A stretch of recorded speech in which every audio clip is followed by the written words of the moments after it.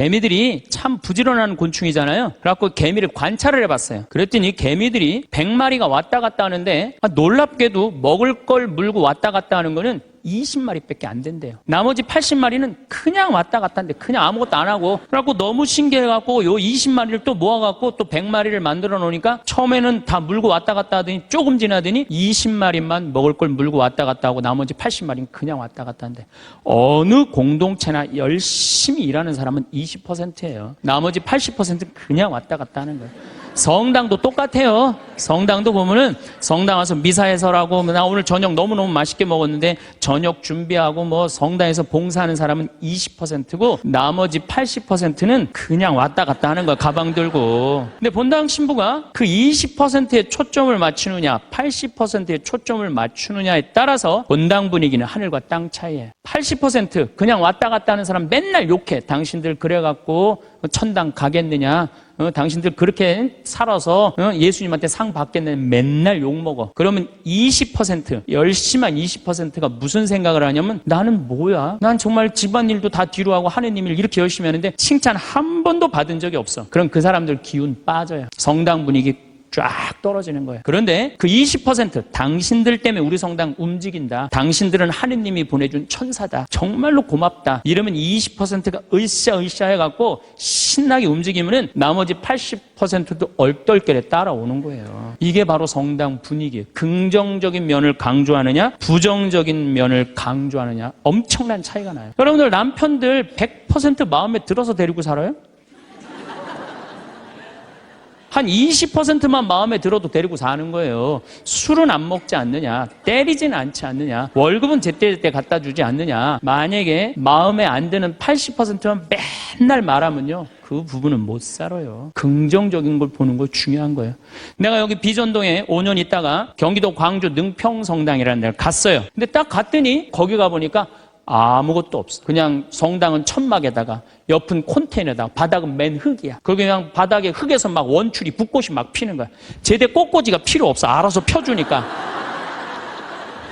갔는데 분당 요한성당에서 500명을 주고 경기도 광주에서 100명을 주고 경기도 죽전성당에서 150명을 줬어요. 750명이야. 딱 갔는데 안 그래도 성당도 허접한데, 아니 그 죽전에 사는 그 교우들이 우리 쪽으로 주교님이 발령을 냈단 말이에요. 이제 능평성당으로 가라고. 근데 거기서 전화가 왔어요. 교우들이, 신부님 우리가 이제까지 죽전성당 짓느냐고 그렇게 애를 썼는데 또 신설성당으로 우리 집으로 가라고 그러더니 이 말이 됩니까? 자기네들끼리 회의를 했는데 안 오기로 결정을 했대요. 자, 제가 그 안 온다는 150명하고 싸웠을 것 같아요? 안 싸웠을 것 같아요? 안 싸웠어요. 왜? 그분들 와봤자 더 골치 아파요. 더 골치 아파요. 그래서 오지 말으라고 그랬어요. 근데 나한테 600명이야. 근데 우리 이 능평성당은 이 버스를 타고 능평 교우들이 분당으로 나가면은요, 버스 한 번이면 가요. 근데 우리 성당으로 오려면 2번을 갈아타야 돼. 그러니까 교우들이 다 분당으로 나가는 거예요. 미사 참여 이제 딱 150명이 오는 거, 150명이 주일날. 내가 여기 떠날 때 주일날 여기 1700명이 왔거든요. 내가 막 떠날 때 여기가 주일날 1700명 맨날 하다가 150명 오니까 이건 사람도 아닌 거예요. 숫자가 너무 좋더라고요. 그래갖고 미산 딱 11시 미사 한 대니까 미사 끝나면 맨날 돼지를 한 마리씩 잡는 거예요. 맨날 돼지를 먹는 거예요. 맨날 내가 내면 총회장이 내고 총회장이 내면 부회장이 내고 돌아가면서. 그때는 돼지가 한 마리에 15만 원밖에 안 했거든요. 그래도 내가 가정방문 다니면 막 개 키우는 집에 있으면 뭐 이런 걸 키우냐고, 먹자고 그냥. 잘 아실 거예요. 내가 얼마나 좋아하는지. 그래갖고 그냥 맨날 성당 마당에서 불을 지펴놓고 맨날 먹는 거야. 그런데 놀랍게도 우리 성당 마당이 분당으로 나가면요, 마당이 보여요. 그 분당 미사 참여 나가는 교우들이 맨날 성당 마당에서 그냥 불이 지글지글 일어난단 말이야. 저게 뭔가 하고 교우들이 자꾸 하나 둘씩 오기 시작하는 거야. 점점 교우들이 느는 거예요. 근데 이 1년이 지났는데 죽전에서 안 오겠다는 교우들이 전화가 왔어요. 자기네들이 회의를 했는데 오기로 결정을 했대요.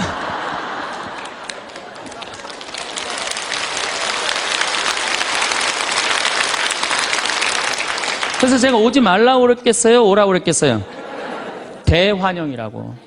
그래서 오라고 떠났던 교우들이 다 오는데 교우들이 1000명이 됐어요. 1년에. 근데 또 이제 아파트가 조금씩 들어가고 2년 만에 2000명이 됐어요. 그냥 너무 즐겁더라고요. 또 거기는 교우들이 그 시골 교우들이라 산에 가고 개구리 잡아오고 뭐 하여튼 난 환경 운동하는 신부인데 너구리 잡아오고 별걸 다 잡아와. 이거 뭐 신부님 이거 개고기라고 그러고 거짓말하고 막 먹이고 너무 행복했어요. 그 예수 부활 대축일 끝나고 사순절 끝나고 예수 부활 대축일 미사 끝나고 난 다음에 숫자가 조금이니까 엠마오를 가도 회장단하고 안 가고 본당 교우들 다 가자. 우리 그땐 또 IMF 망해갖고 노는 사람이 너무 많았어요. 다 가자니까 너무너무 좋아하는 거야. 내가 애들한테 물어봤어요. 초등학교, 중고등학교 애들한테. 야, 니네들 지금 학교 가는 게 중요하냐? 예수님 부활해갖고 지금 우리 엠마오 가는데 엠마오 가는 게 중요하냐? 그랬더니 애들이 엠마오 가는 게 중요하다는 거예요. 야외 학습 신청해. 그래갖고 엠마오 100명씩 데리고 평창에 놀러 가고. 너무너무 즐거운 거예요. 점점 즐거운 거. 교우들이 3년째 됐는데 성당을 자꾸 짓재는 거예요. 이제 교우가 2,000명으로 늘어나니까. 나는 안 짓는다. 얼마나 아름다우냐. 그냥 땅바닥에서 그냥 원출이 붓고 피고 그러는데. 아니, 짓재는 거예요. 그럼 저 보자. 그래갖고 3년 9월에 시작해갖고 4년 부활절 입당을 했어요. 7개월 만에 성당을 줬어요. 7개월 만에. 우리 교우들이 봉헌식 하는 날, 또 봉헌식 하는 날도 내가 초등학교 애들한테 물어봤어요. 얘들아, 지금 하느님 집이 젖었는데 학교가 중요하냐? 성당 봉헌하는 게 중요하냐? 성당 봉헌하는 게 중요하대요. 그래서 니네들 오후 2시에 봉헌시니까 오전에 학교 갔다가 조퇴 다 하고 와라. 애들이 조퇴하고 100명이 왔어, 100명이. 수요일 날 봉헌식을 했는데. 그 교우들이 그래, 우리가 언제 이렇게 성당을 줘서 봉헌을 했느냐고.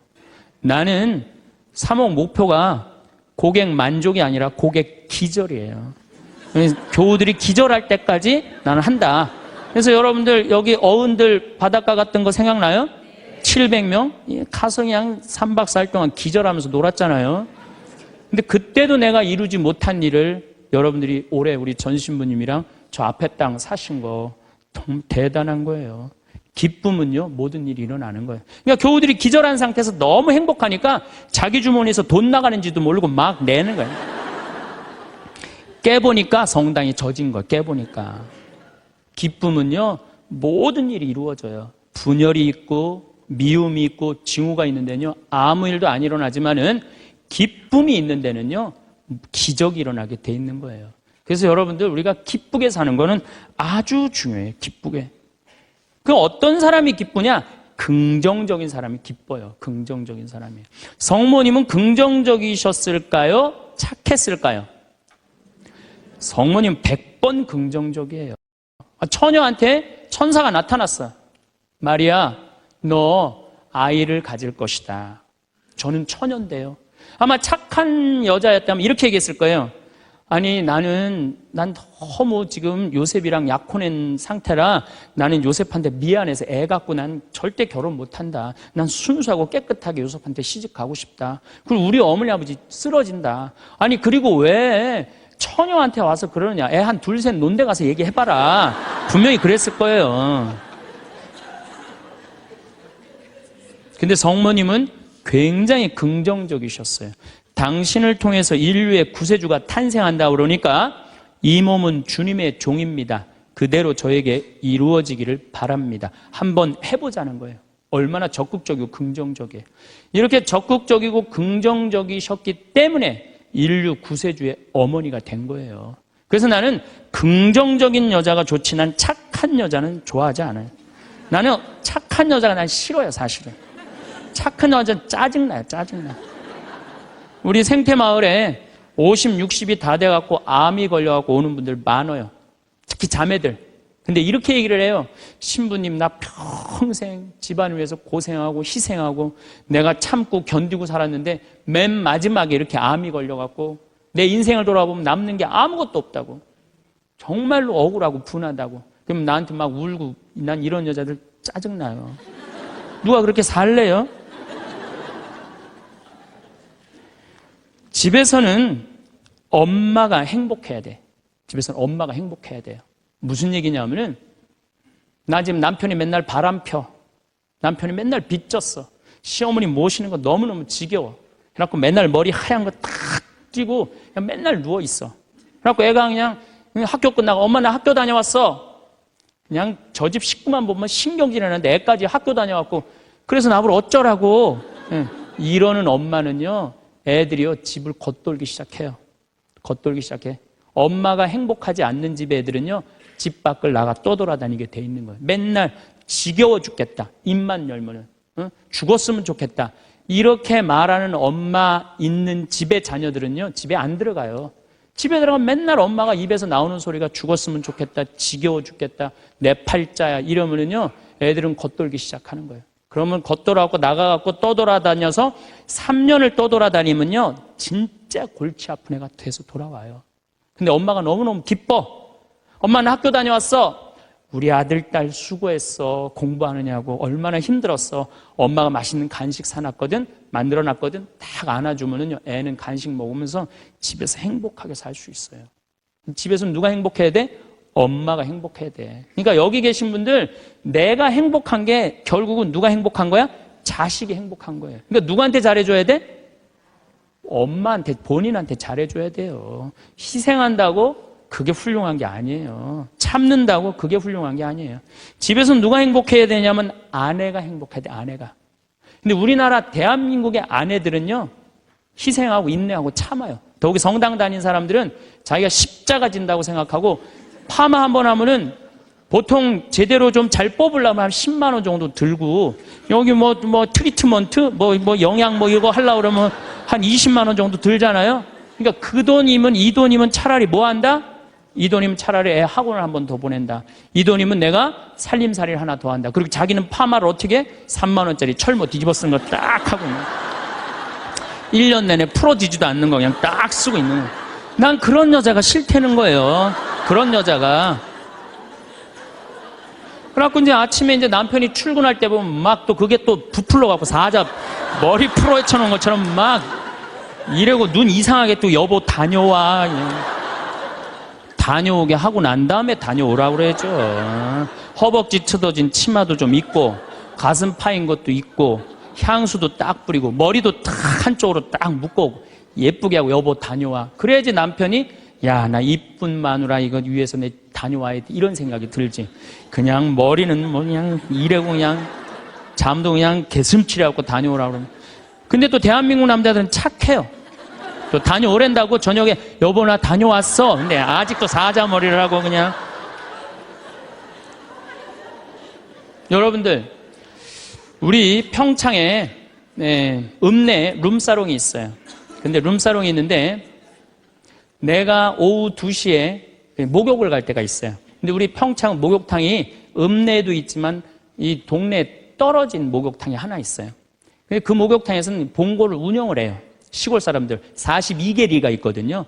그러니까 시골 사람들이 목욕하려고 그러면 전화하면 봉고 가서 데리고 와요. 근데 거기 아가씨들도 전화하면 우리 그 목욕탕이 봉고를 가지고 데리고 와요. 내가 목욕 2시에 갈 때 그 아가씨들이 같이 봉고를 타고 들어올 때가 있어요. 내릴 때 보면은요, 정말로 저런 여자들하고 무슨 술 마시나 갖고 술을 먹을까 이런 생각이 들어요. 하여튼 밤새 술 먹고 그래서 겨우 이제 정신 차리고 나오니까 이상하잖아요. 나도 이제 목욕탕 들어오고 그 아가씨들도 목욕탕 들어가.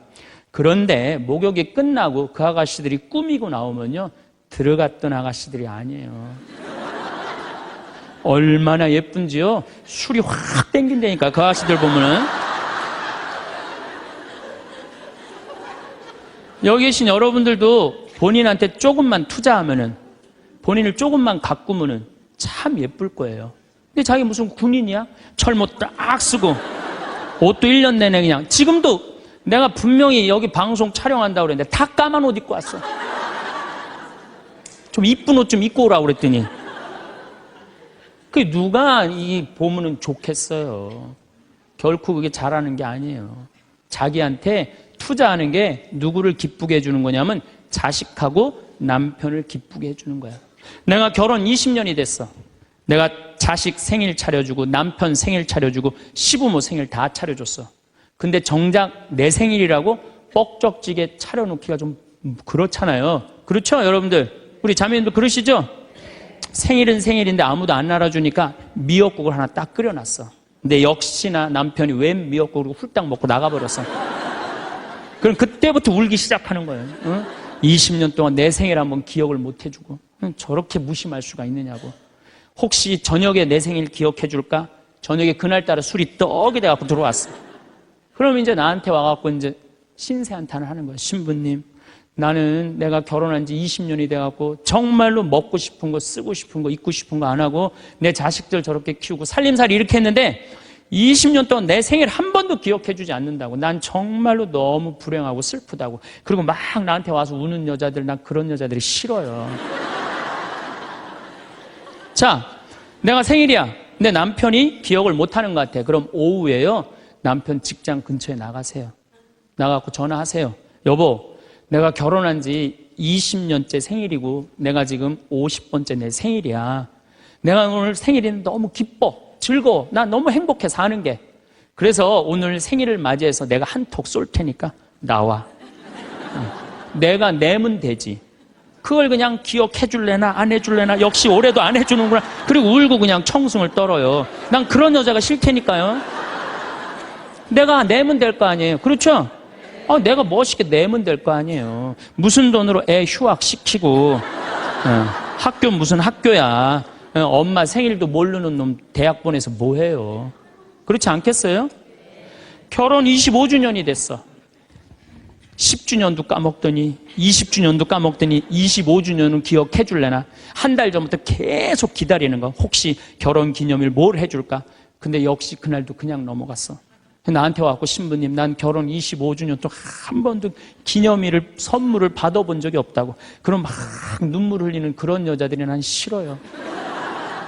결혼 25주년인데 남편이 기억을 못하는 것 같다? 그럼 어떻게 하시면 돼요? 여보, 내 결혼 25주년인데 이번에 제주도가 7대 경관으로 뽑혔대. 내가 예약해놨거든. 일주일 동안. 다 다음 주 휴학, 휴가 내. 같이 갔다 오자. 내가 내면 되지. 내가 내면 되지 않겠어요?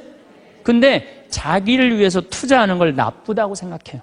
그리고 20년 동안 인상을 쓰고 사는 거예요. 그리고 그 집을 전부 어둡게 만드는 거예요. 집에서는 누가 행복해야 돼? 아내가 행복해야 돼. 아내가 행복해야 돼요. 집에서는 누가 행복해야 되냐면은 며느리가 행복해야 돼. 며느리가 스트레스를 받고, 남편한테 스트레스를 받고, 자식한테 스트레스를 받으면요, 시부모는요 더 미치는 거예요. 뭐가 기쁘다고 시어머니를 모시겠어요. 그러니까 여기 있는 우리 형제님들, 내가 남은 인생 이게 참 안 죽는 게 문제예요. 옛날에는요, 평균 연령 46세 때는요, 조금 못 살아도, 남편이 속색여도, 시부모가 힘들게 해도 다 참고 살았어요. 왜 참고 살았는지 아세요? 몇 년만 참으면 죽을 거니까. 몇 년만 참으면 죽을 거니까 다 참고 살았어요. 요즘은 참고 살아도 50부터 110살까지 60년을 어떻게 참고 살아요. 뭔가 긍정적인 문제를 해결을 하고 행복하게 살아가야죠. 그러니까 집에서는 누가 행복해야 되냐? 며느리가 행복해야 돼. 그러니까 여기 있는 형제님들은 누구 행복만 책임지면 행복하냐면 마누라, 아내, 집사람만 행복하게 해주면요, 여러분들 일생은, 남은 생은 전부 편안해요. 남은 생은. 그래서 집에서는 이제는 21세기는 누가 행복해야 되냐면 여자가 행복해야 돼. 여자가 행복해야지 모두가 행복한 시대가 오는 시대가 됐다는 얘기예요. 성모님도 뭐라고 그랬어요? 내 영혼이 주님을 찬송하며 나를 구하신 하느님 생각에 내 마음 기뻐 뛰노나이다. 성모님이요, 그렇게 불행하게 산 게 아니에요. 굉장히 행복하게 사셨어요. 내 마음 기뻐 뛰논다. 그리고 인류의 구세주를 계속 키우셨는데 얼마나 행복하겠어요. 물론 마지막 날 아들 돌아가신 거 너무너무 마음 아팠지만은 금방 살아났잖아, 3일 만에. 그렇지 않아요? 근데 우린 뭐 통보의 어머니, 뭐 고통의 바다 이러는데, 내가 보기에는 성모님은요 굉장히 행복한 분이에요. 내 마음 기뻐 뛰논다 그랬잖아요. 또 성모님이 엘리사벳을 찾아갔을 때 엘리사벳이 뭐라 그래요? 주님의 어머니가 나를 찾아주시다니 이게 어찌된 일입니까? 내 태중에 있는 이 아기도 기뻐서 뛰놀았다 그래. 세례자 요한도 성모님의 어머니가 오니까 이게 얼마나 생동감 있는 찬양이에요. 성서에는 슬픈 것만 있는 게 아니라는 거예요. 기쁨이 너무 많다는 거예요. 결정적으로 우리가 예수님을 십자가상의 예수님만 생각하는데 그렇지 않다는 거예요. 요한복음 13장에 보면 예수님이 제자들의 발을 씻어줘요. 발을 씻어주고 난 다음에 마지막 유언을 해요. 뭐라고 유언을 하냐면은 나는 포도나무요 너희는 가지로다. 너희들이 정말로 내 옆에 붙어 있으면은 많은 열매를 맺을 것이다. 내 곁에 떠나지 말아라. 나하고 하나가 됐으면 좋겠다. 그리고 제자들을 향해서 뭐라 그래요? 아버지, 이 사람들이 하나 되게 해주십시오. 아버지와 내가 하나이듯이 이 사람들도 하나 되게 해주십시오. 그리고 나는 간다. 내가 가야만이 누가 오신다? 성령께서 오신다. 너 성령께서 오시면 너희들은 물어볼 게 아무것도 없다. 그리고 맨 마지막에 이런 말씀을 하세요. 내가 이 말을 너에게 하는 이유는 내 기쁨이 너희 안에 흘러 넘치게 하려는 것이다. 자, 예수님이 제자들의 발을 씻어줬어요. 최후에 만찬을 했어요. 그리고 마지막 유언을 했어요. 유언 맨 끝에 뭐라고 그랬냐면 내가 이 말을 하는 이유는 내 기쁨이 너희 안에 흘러 넘치려는 것이다. 지금은 고통의 시간이 다가오지만은 나중에 마지막 날에 하늘나라의 문이 열리면 너희들은 물어볼 것도 아무것도 없고 그 하늘나라를 얻었다는 기쁨에 너희들 가슴이 터질 것이다. 그러니까 여러분들, 내가 구원받았다는 확신이 있는 사람들은요, 이 세상 힘들어도, 이 세상이 좀 나를 실망시킨다 하더라도 내가 마지막에 하느님 아버지 집에 간다라는 확신이 있다면은 어떨 것 같아요? 항상 기쁠 수 있어요. 항상 기쁠 수 있어요. 근데 여러분들이 지금 어디에 욕심이 꽉 차 있느냐면은 이 세상에 욕심이 꽉 차 있는 거예요. 그렇기 때문에 여러분들이 참 신앙인이 못 되는 거예요. 신앙의 기본은 기쁨이다. 그래서 사도 바오로가 저는 항상 기뻐하여라, 이 말 굉장히 심오한 얘기 같아요. 그러고 난 다음에 끊임없이 기도하여라. 이거 아주 또 중요한 얘기죠. 여러분들 어떠세요? 우리 천주교 교우들 기도 참 열심히 해요. 근데 무슨 기도를 열심히 하느냐면 간구 기도를 너무 열심히 해. 이 미사 지향을 내가 우리 생태마을에 피성 참 1년 내내 많이 와요. 구역장님, 반장님들, 노인대학, 레지오, 별 개인, 프레스티움, 별 단체가 다 와요. 정말 열심한 사람들이 우리 생태마을에 오세요. 근데 미사 지향을 보면은요, 기가 막혀요. 전부 뭐냐면은 대학 입시 합격해달라는 거. 그 다음에 딸 결혼시켜달라는 거. 그 다음에 딸 애 생기게 해달라는 거. 임용고시 합격하게 해달라는 거. 그 다음에 전세 나가게 해달라는 거. 월세 나가게 해달라는 거. 지금 분쟁이 걸려있는데 분쟁 잘 되게 해달라는 거. 이런 게 미사지향이에요. 여러분, 진정한 미사지향은 내 영혼의 구원을 위해서, 오늘 나를 위해서 미사 넣으신 우리 교우가 한 분인데 난 너무너무 고마워요. 나를 위해서 미사를 넣어야 돼요. 근데 우린 너무너무 간구 기도가 많아. 간구 기도를 자꾸 하느님께 드리다 보면은 내가 신앙이라는 건 내가 하느님의 뜻을 실천하려고 신앙생활하는 거예요. 근데 간구 기도를 자꾸 하다 보면은 나중에 보면 하느님이 내 뜻을 실천하고 있어. 하느님이. 그러니까 내가 하느님의 종이 아니라 누가 내 종이 돼 있어? 하느님이 내 종이 돼 있는 경우가 너무 많아. 하느님이 내 종이 돼 있는 경우가. 그 신앙이 올바르지 않아요. 여러분들 자녀들이 30살까지 키워놨어. 그랬더니 자녀가 와갖고 어머니 아버지 나 이렇게 30살까지 키워주셔서 너무 감사합니다. 차를 좀 그랜저로 바꿔드릴까요? 핸드폰을 좀 좋은 걸로 큰 걸로 바꿔드릴까요? 텔레비전 LED로 바꿔드릴까요? 집을 천당역 분당으로 옮겨드릴까요? 이런 자식은 토요일날 온다면 기다려져요, 안 기다려져요? 기다려지죠? 근데 올 때마다 엄마 나 이번에 우리 애가 대학 들어가는데 엄마 학비 좀 대줘. 거기 땅 있잖아. 그거 팔아갖고 학비 좀 손자 학비 좀 대줘. 엄마 나 차 좀 바꿔줘. 엄마 나 집 좀 강남으로 가게 좀 돈 좀 줘. 맨날 올 때마다 징징거리면서 달라고 그러는 자식. 엄마 나 토요일날 집에 갈게. 그럼 무서워요, 안 무서워요? 무섭죠? 하느님도 똑같아요. 이렇게 하면 눈 두 개, 콧구멍 두 개 그냥 다 주셨는데 여러분들이 묵주기도 9일기도 책 딱 펼치고 묵주 딱 붙잡으면요 하느님이 깜짝 놀라는 거야. 이번 때 뭘 달라고 저게 또 9일기도 시작하나. 그렇게 많이 줬는데 헌금이나 많이 하면서 달라면 내가 이해를 해. 여러분들 1,000원짜리하고 10,000원짜리가 길 가다가 만났대요. 1,000원짜리가 10,000원짜리한테 물어봤대요. 너 요즘 어떻게 지내느냐? 그랬더니 10,000원짜리가 나 요즘 너무 바쁘다고 한국 시리즈 야구 구경도 가야 되고 연극도 보러 가야 되고 갈비도 먹으러 다녀야 되고 여행도 다녀야 되고 교회도 다녀야 되고 너무 바쁘다고. 이 파리 나무 십자가 공연도 보러 가야 되고 너무 바쁘다고. 그러니까 10,000원짜리가 또 예의상 1,000원짜리한테 물어봤어요. 그러는 너는 어떻게 지내느냐 그랬더니 1,000원짜리 하는 말이 나는 사는 게 하나도 재미가 없어. 그날이 그날 같고 매일 똑같아. 뭐가 그렇게 그날이 그날 같은데? 그랬더니 1,000원짜리가 하는 말이 나는 하는 일이라고는 성당 다니고 또 성당 다니고 성당만 다녀 그러더래요. 아니 하느님한테 헌금이나 많이 하면서 시키면 내가 이해를 해. 딸랑 1,000원 주면서 뭐 이렇게 부탁하는 게 많아요. 미사 예물도 그래. 내가 보면은 이렇게 10,000원짜리 미사 예물 넣고 막 10명씩 쓰는 사람들 많아요. 그 한 사람당 1,000원이야, 한 1,000원. 내 얘기가 아니야. 내 동창 신부 얘기예요. 내 동창 신부님 얘기, 송영호 뻘건이 신부님 얘기예요. 나 좋은 거 배웠어요. 그 신부님한테. 아니, 하느님한테 미사 예물을 내면서 1,000원을 내면서 10,000원을 내면서 10명을 쓰면 어떻게 해. 그러니까 하느님이 1,000원 받고 너무 바빠요. 1,000원 받고. 헌금이나 많이 하면서 달라면 내가 이해를 해. 딸랑 1,000원 하면서 그냥 자꾸 간구 기도를 하다 보면 하느님을 시험하게 돼요. 자꾸 간구 기도를 하다 보면. 데살로니가 전서 5장 16절에 나와 있어요. 항상 기뻐하여라. 끊임없이 기도하여라. 어떤 처지에서든 감사하여라. 여러분들 어때요? 세상 사는 거 기쁘세요? 안 기쁘세요? 기뻐요? 근데 항상 기뻐요?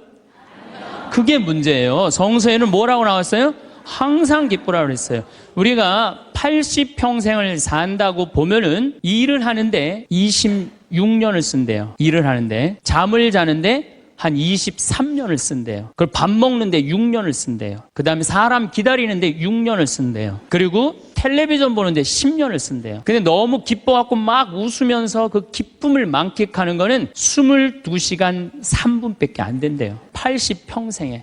항상 기쁜 게 아니야. 항상 기쁜 게. 근데 성서에는 항상 기쁘라고 그랬는데 우리는 22시간 3분밖에 안 기쁘단 말이에요. 여러분들 월세 살고 전세 살 때 꿈이 뭐예요? 나는 17평 아파트라도 내 이사 안 다니고 내 집 하나 가졌으면 원도 한도 없겠다. 그래갖고 정말로 열심히 돈을 모아갖고 17평짜리 아파트를 샀어. 방 2개짜리인데 너무 좋은 거야. 이제 이사 안 다녀도 되니까. 그래갖고 쓸고 닦고 그냥 그 방 2개 그냥 빛이 번쩍번쩍 나요. 그렇게 행복하게 사는데 갑자기 친구가 차미슬 아파트 32평짜리 아파트 이사간 친구가 나 이 32평 아파트 샀다고 집들이 한다고 오라고 그래갖고 그 집에 딱 갔는데 우리 집 17평이 그 집 베란다에 들어가게 생긴 거야. 그때부터 기뻐요, 안 기뻐요? 안 기뻐요. 이때부터 목표가 바뀌어요. 17평에서 뭘로 바뀌어요? 32평으로 바뀌어. 그래갖고 그냥 허리띠를 졸라매. 제일 만만한 게 뭐야? 교무금이야. 7만 원 내던 거 그냥 3만 원으로 딱 줄이고 열심히 그냥 한 10년을 모았어. 10년을 모았는데 모아갖고 경남 아파트 32평 샀어. 32평 사갖고 그냥 너무 행복한 거야. 근데 이 32평에는 안방에 샤워실도 있고 화장실도 있는 거예요. 온 세상을 다 얻은 것 같아.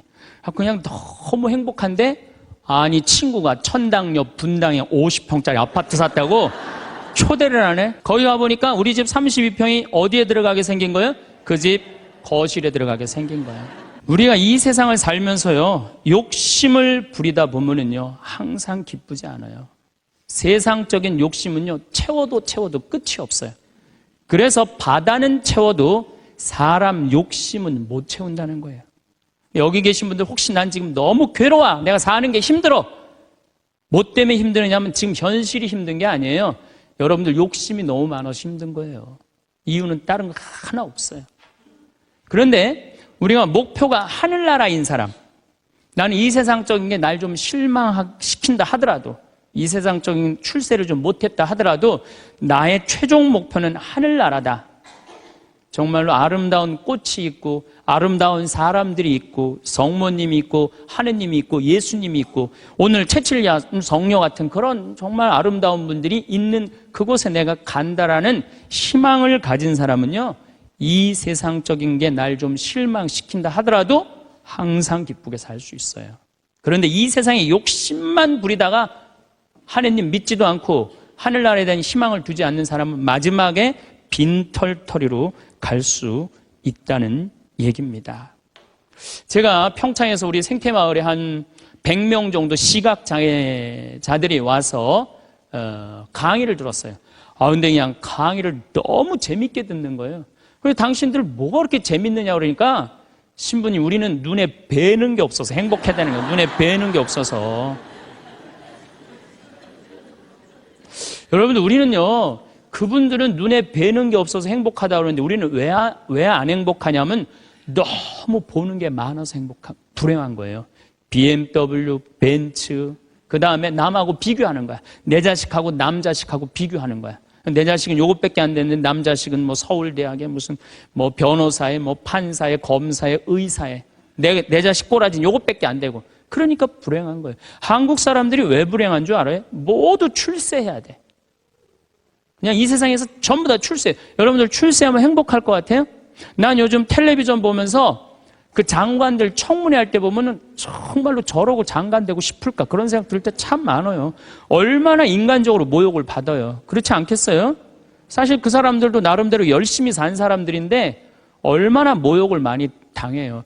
저는 오늘 우리 여기 신부님 왔는데 뭐 파리나무 십자가 합창단 여기 온다며요. 오늘 완전히 하루 만에 완전히 매진됐다고 그러더라고요.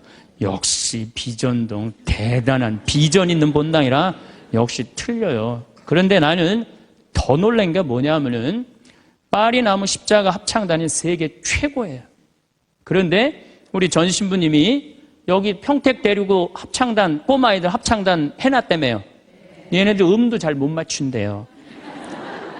그런데 그 무대에 얘네들을 세우겠다는 거예요.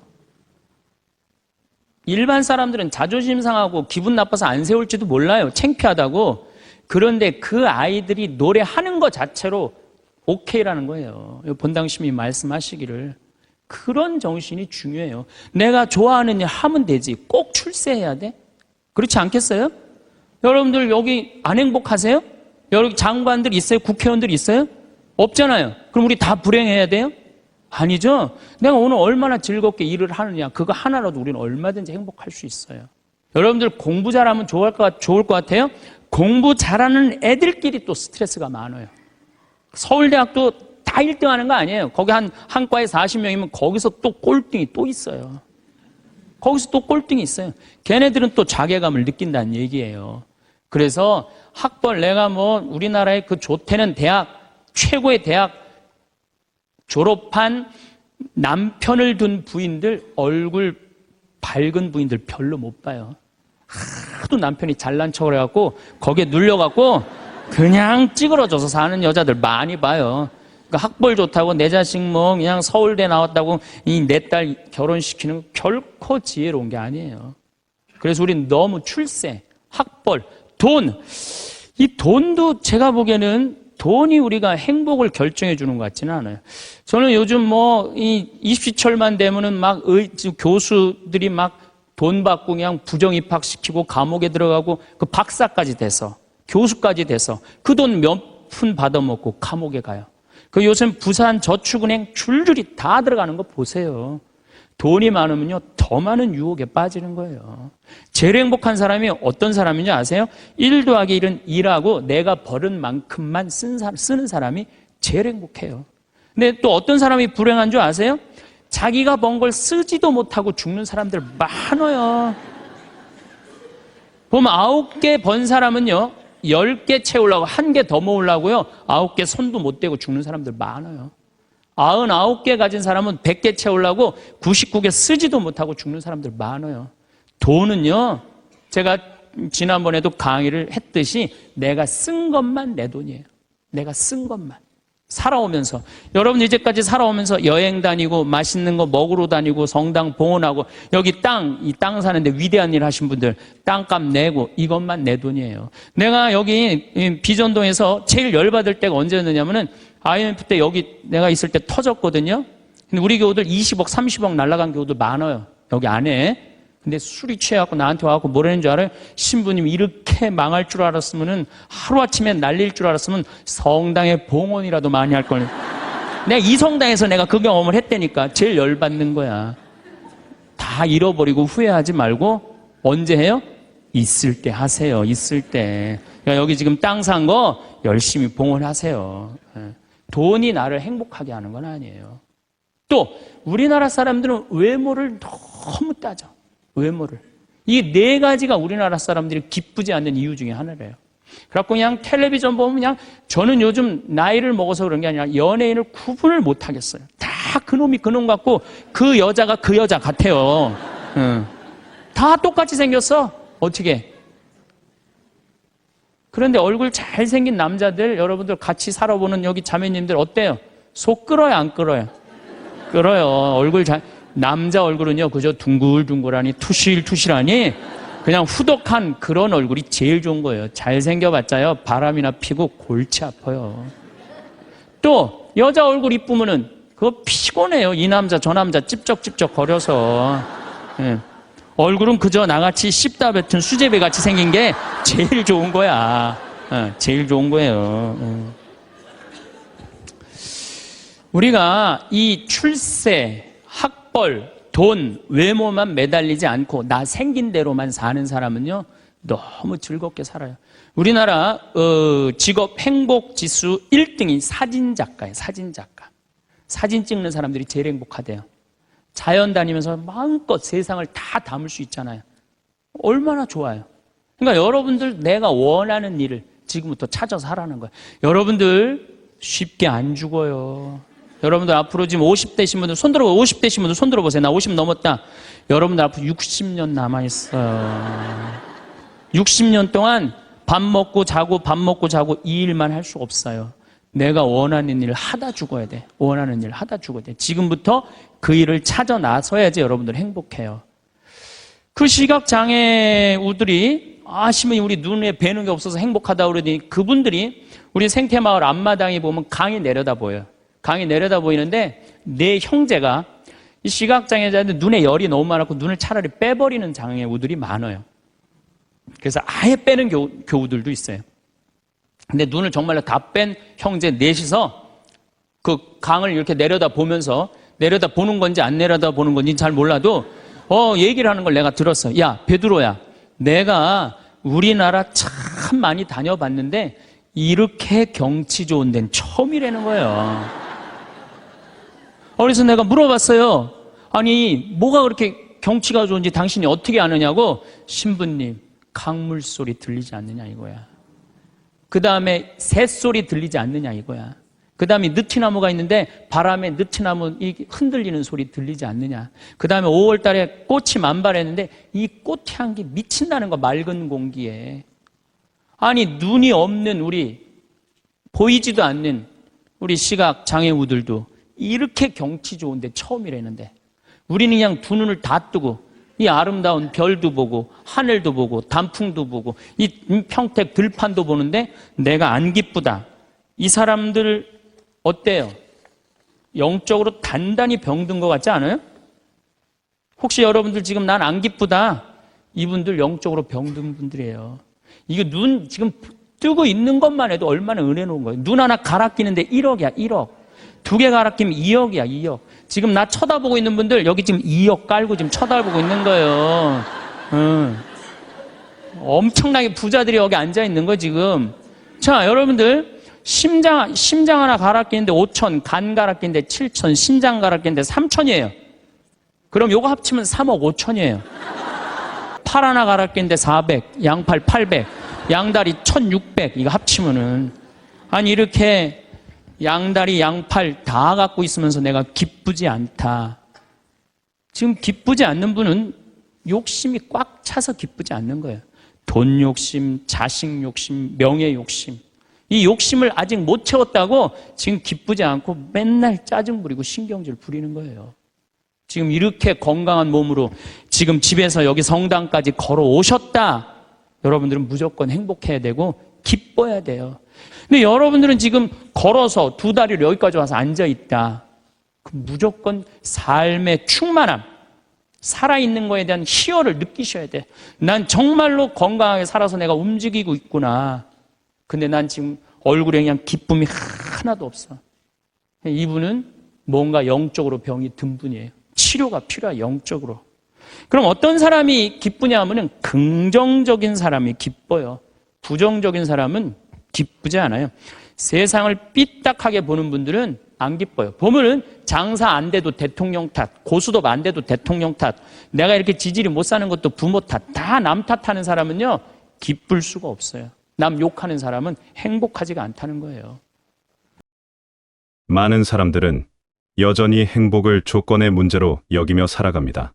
돈이 조금만 더 있으면, 집이 조금만 더 넓으면, 아이들이 조금만 더 잘 되면 그때는 행복할 수 있을 거라고 생각합니다.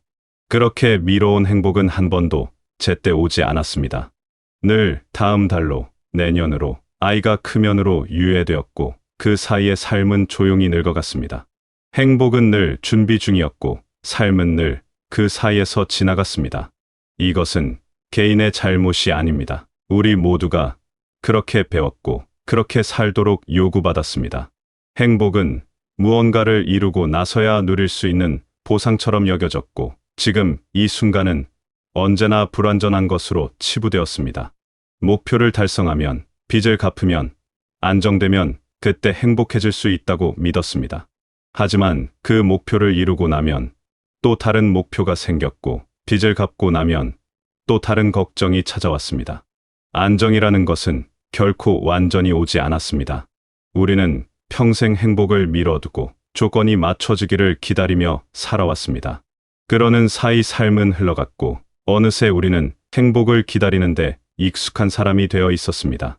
돌이켜보면 행복은 언제나 조건부였습니다.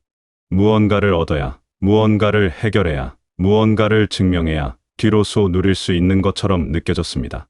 하지만 그 조건들은 끝이 없었습니다. 하나를 채우면 또 다른 것이 부족해 보였고 한 가지를 이루면 또 다른 것이 필요해 보였습니다. 이런 식으로 살다 보면 행복은 영원히 도착하지 않는 목적지가 됩니다. 그저 저 멀리서 반짝이는 신기루처럼 보일 뿐 실제로 손에 잡히는 일은 없습니다.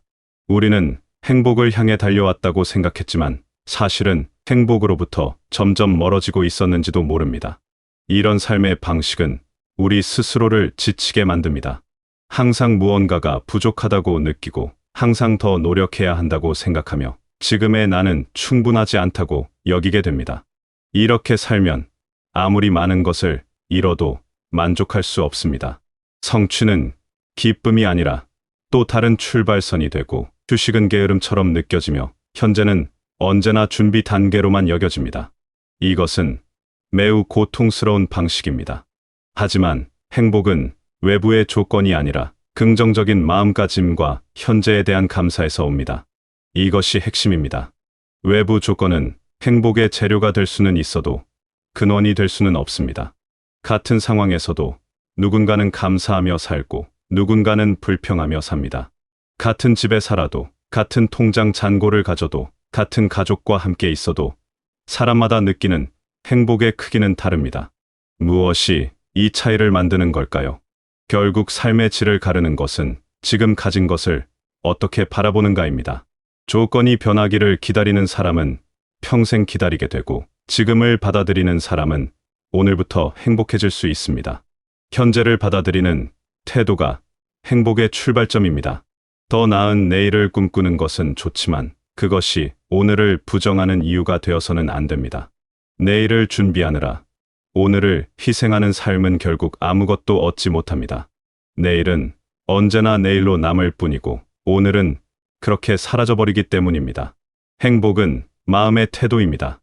같은 하루를 살아도 어떤 마음으로 사느냐에 따라 그날의 질이 완전히 달라집니다. 비가 와도 불편하다고 느낄 수도 있고 시원하다고 느낄 수도 있습니다. 집이 좁아도 답답하다고 느낄 수도 있고 아늑하다고 느낄 수도 있습니다. 같은 음식을 먹어도 누군가는 그저 배를 채우는 일로 여기고 누군가는 감사한 한 끼로 여깁니다. 이 모든 차이는 외부가 아니라 내면에서 비롯됩니다. 우리가 세상을 바라보는 시선이 곧 우리의 세상을 만듭니다. 마음가짐을 바꾸는 것은 쉬운 일이 아닙니다. 습관처럼 굳어진 생각과 태도를 바꾸려면 의식적인 노력이 필요합니다. 하지만 불가능한 일도 아닙니다. 작은 것부터 시작하면 됩니다. 아침에 눈을 뜨면 오늘 하루를 무사히 시작할 수 있음에 감사하고 밥을 먹으며 이 음식이 내 몸을 건강하게 해줄 것에 감사하고 밤에 잠자리에 들며 오늘 하루를 무사히 마쳤음에 감사하는 것입니다. 이런 작은 감사가 쌓이면 삶을 바라보는 시선이 조금씩 달라집니다. 참고 견디는 삶이 반드시 가족을 위한 것은 아닙니다. 많은 사람들이 가족을 위해, 자녀를 위해, 주변 사람들을 위해 스스로를 뒤로 미루며 살아왔습니다. 그것이 옳은 일이라 믿었고, 그것이 사랑의 방식이라 배웠습니다. 하고 싶은 것을 참고, 사고 싶은 것을 미루고, 쉬고 싶을 때도 쉬지 않았습니다. 나중에 여유가 생기면, 아이들이 다 크면 그때 나를 위한 시간을 가지겠다고 다짐했습니다. 하지만 그 나중은 좀처럼 오지 않았습니다. 스스로 지쳐있는 사람 곁에서는 가족도 편안해질 수 없습니다. 억눌린 감정, 채워지지 않은 마음, 쌓여만 가는 피로는 결국 관계 속으로 스며들게 됩니다. 말투가 거칠어지고 표정이 굳어지고 작은 일에도 예민해집니다. 스스로는 참고 있다고 생각하지만 그 참음은 미세하게 새어 나와 주변을 무겁게 만듭니다. 나를 가꾸고 나에게 기쁨을 허락하는 태도는 이기심이 아니라 책임입니다. 나를 챙기는 사람만이 타인에게 여유를 나눌 수 있습니다. 마음에 여백이 있어야 누군가를 진심으로 받아들일 수 있고 내가 채워져 있어야 누군가에게 온기를 전할 수 있습니다. 희생은 미덕이 아닙니다. 지속 가능한 사랑은 나를 지키면서도 타인을 아끼는 균형에서 나옵니다. 내가 무너지면 내가 지키려던 것들도 함께 무너집니다.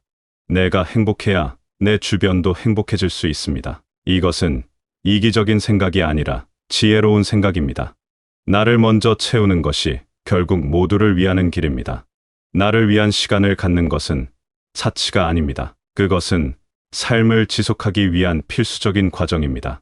좋아하는 것을 하고 편안한 곳에 가고 마음이 편한 사람들과 시간을 보내는 것은 삶의 활력을 회복하는 일입니다. 이런 시간 없이 계속 달리기만 하면 언젠가는 멈춰 서게 됩니다. 그리고 그때는 이미 너무 지쳐서 다시 일어서기 어려울 수도 있습니다. 쉬는 것은 게으름이 아니라 다시 시작하기 위한 준비입니다. 나를 돌보는 것은 방종이 아니라 건강한 삶을 위한 투자입니다. 누가 나를 알아주길 기다리며 사는 삶은 점점 초라해집니다. 가족이 알아주기를, 주변 사람들이 인정해주기를, 누군가 내 수고를 알아봐 주기를 바라는 마음은 자연스럽습니다. 하지만 그 기대가 삶의 중심이 되는 순간 행복은 타인의 손에 맡겨지고 맙니다. 타인의 인정과 칭찬은 기쁜 일이지만 그것이 없다고 해서 내 가치가 사라지는 것은 아닙니다. 내가 나를 먼저 인정해야 합니다. 내가 나의 수고를 먼저 알아봐야 합니다. 행복은 주어지는 보상이 아니라 매일 선택하는 태도입니다. 누군가 나를 행복하게 해주기를 기다리는 것이 아니라 내가 스스로 행복을 선택하는 것입니다. 작아 보여도 내가 나를 위해 쓰는 시간, 돈, 마음이 삶을 바꿉니다. 좋아하는 음식을 먹는 것, 마음 편한 사람과 시간을 보내는 것, 아무 일도 하지 않고 쉬는 것, 이런 소소한 선택들이 쌓여 삶의 질감을 만듭니다. 누군가의 허락을 기다릴 필요가 없습니다. 내가 나에게 허락하면 됩니다. 그것이 진짜 주도적인 삶입니다. 행복은 거창한 무언가가 아닙니다. 아침에 일어나 창문을 열고 신선한 공기를 마시는 것, 따뜻한 물로 씻는 것, 맛있게 밥을 먹는 것, 이런 작은 것들이 모여 행복한 하루를 만듭니다.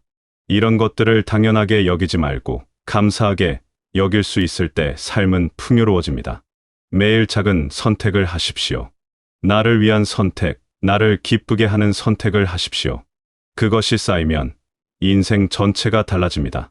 행복은 먼 미래에 있는 것이 아니라 지금 이 순간의 선택 속에 있습니다. 오늘 무엇을 선택하느냐가 내일의 나를 만듭니다. 거창한 변화를 꿈꿀 필요는 없습니다. 오늘 하루 나를 위한 작은 일 하나를 실천하는 것으로 충분합니다.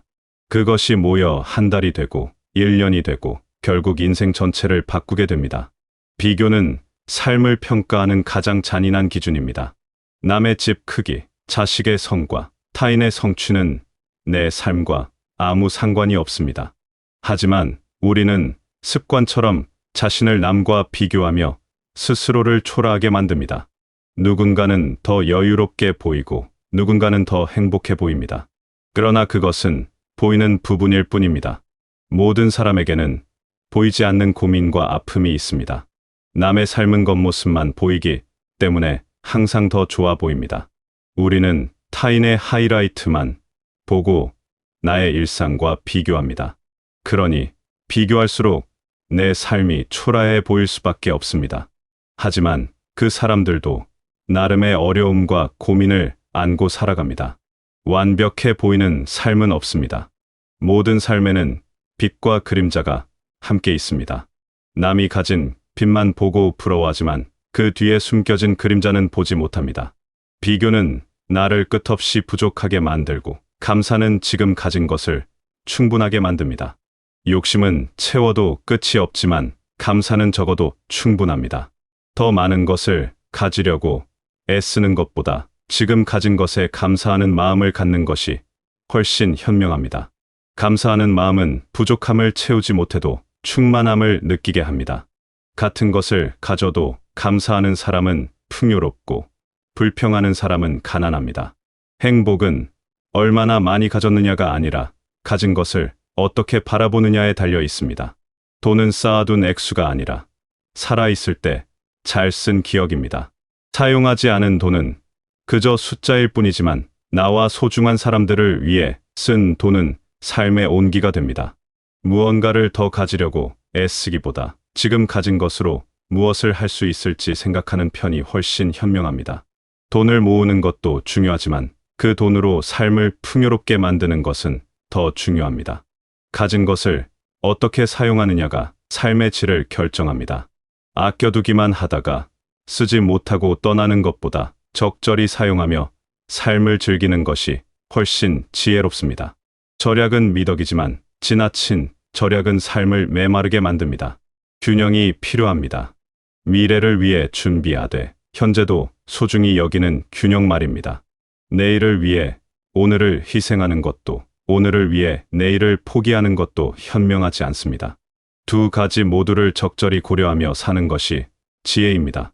비교와 욕심에서 벗어나면 삶이 훨씬 가벼워집니다. 남이 무엇을 가졌는지는 중요하지 않습니다. 내가 무엇을 가졌고 그것으로 어떻게 살아갈 것인지가 중요합니다. 나만의 속도로, 나만의 방식으로 사는 것이 가장 행복한 삶입니다. 남의 기준에 맞춰 사는 것은 평생 불행한 일입니다. 나의 기준으로 살 때 비로소 진정한 만족을 느낄 수 있습니다. 남들이 뭐라고 하든 나에게 맞는 삶을 사는 것이 중요합니다. 아픈 곳 없이 하루를 보내는 몸, 오늘 숨 쉬고 걸을 수 있는 하루, 이것만으로도 우리는 이미 충분히 많은 것을 가진 사람들입니다. 건강은 잃고 나서야 그 소중함을 깨닫게 되는 것 중 하나입니다. 통증 없이 잠들 수 있는 밤, 불편함 없이 움직일 수 있는 오전, 무언가를 맛보고 느낄 수 있는 감각, 이 모든 것이 당연하지 않습니다. 몸이 아프면 모든 것이 무의미해집니다. 돈이 아무리 많아도, 집이 아무리 좋아도 건강하지 않으면 아무것도 누릴 수 없습니다. 건강할 때는 그 소중함을 모르지만 아플 때는 그것이 얼마나 큰 축복인지 절실히 깨닫게 됩니다. 지금 여러분이 큰 고통 없이 하루를 보내고 있다면 그것만으로도 감사할 일입니다. 아침에 일어나 몸을 움직일 수 있고 하루 종일 활동할 수 있고 밤에 편안히 잠들 수 있다면 그것은 정말 큰 축복입니다. 우리는 이미 많은 것을 가지고 있습니다. 다만 그것을 당연하게 여기며 살았을 뿐입니다. 눈을 떠서 세상을 볼 수 있고 귀로 소리를 들을 수 있고 입으로 말할 수 있고 손발을 움직일 수 있다는 것, 이 모든 것이 기적입니다. 하지만 우리는 이것을 너무 당연하게 여깁니다. 없는 것에 집중하느라 가진 것을 보지 못합니다. 시선을 조금만 바꾸면 우리 주변에는 감사할 것들이 가득합니다. 행복은 멀리 있지 않았습니다. 늘 지금에 있었을 뿐입니다. 지금 이 순간을 온전히 받아들이고 지금 가진 것에 감사하는 마음이 생길 때 비로소 행복은 시작됩니다. 행복은 특별한 사건이 아니라 일상 속에 있습니다. 아침 햇살, 따뜻한 밥 한 끼, 편안한 잠자리, 이런 것들이 모두 행복입니다. 이것을 느낄 수 있는 마음만 있다면 말입니다. 마음이 열려 있으면 일상의 모든 순간이 감사와 기쁨이 될 수 있습니다. 감사는 가장 강력한 행복의 도구입니다. 감사하는 마음을 가지면 같은 상황도 다르게 보입니다. 불평하던 것들이 감사의 대상으로 바뀝니다. 좁다고 생각했던 집이 따뜻한 보금자리로 보이고 부족하다고 여겼던 것들이 충분한 것으로 느껴집니다. 관점이 바뀌면 세상이 바뀝니다. 같은 세상이지만 완전히 다른 세상이 됩니다. 이것이 감사의 힘입니다. 외부가 바뀌기를 기다리지 마십시오. 조건이 갖춰지기를 기다리지 마십시오. 여러분은 지금 이대로도 행복할 자격이 있고 지금 이 순간부터 행복해질 수 있습니다. 작은 것에 감사하고 작은 기쁨을 허락하고 스스로에게 친절해지는 것부터 시작하십시오. 그것이 쌓이면 삶은 저절로 부드러워집니다. 행복은 거창한 성취가 아니라 일상 속 작은 만족에서 자랍니다. 매일 아침 눈을 뜨는 것, 하루를 무사히 보내는 것, 밤에 편안히 쉬는 것, 이런 평범한 일상이 얼마나 소중한지 깨닫는 순간 여러분의 삶은 이미 풍요로워집니다. 행복은 이미 여러분 곁에 있습니다. 다만 그것을 알아차리지 못했을 뿐입니다. 여러분은 이미 많은 것을 가지고 있습니다. 건강한 하루, 평온한 마음, 사랑하는 사람들, 이 모든 것이 여러분의 삶을 이루고 있습니다. 오늘 하루 작은 기쁨 하나, 작은 감사 하나를 실천해 보시기 바랍니다. 그 작은 실천이 여러분의 삶을 조금씩 바꾸어 나가고 결국에는 여러분이 원하던 행복으로 이어지는 첫걸음이 되시길 바라겠습니다.